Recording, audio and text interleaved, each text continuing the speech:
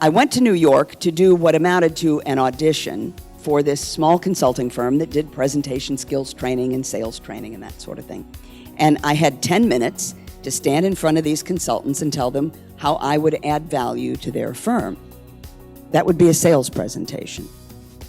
The last time I did that was on somebody's front porch with a box of Girl Scout cookies. I don't know anything about sales. So I did my 10 minutes, and it was kind of nervous-making, and there was some people in Toronto and Chicago listening on the phone. So I was talking to them and to these people in the room. Then they had me sit down and they asked me some questions. That was a little easier. It was like a press conference. I'd been to hundreds of those, most of them boring. Mine was better. So I answered their questions, and then they said, why don't you go across the street to Starbucks, get a cup of coffee, and give us a chance to talk about you. This was not a relaxing latte. And when I came back, they actually did offer me a job. They also offered me some feedback. Needs work on presentation skills. What the hell is her problem with eye contact? I was in radio for 25 years. There's no eye contact there. And this is the part you need to hear. I didn't know I had a problem.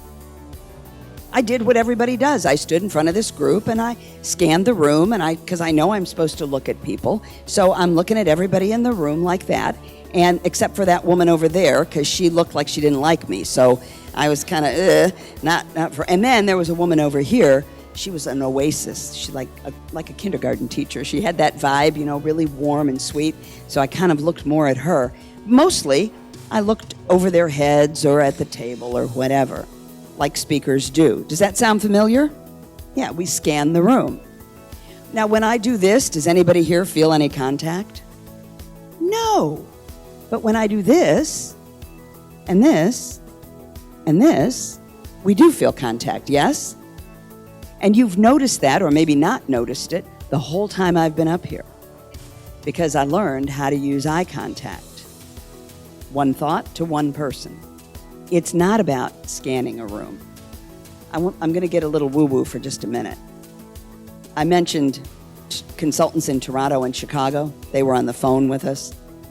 They actually had a better experience of me than anybody else in the room.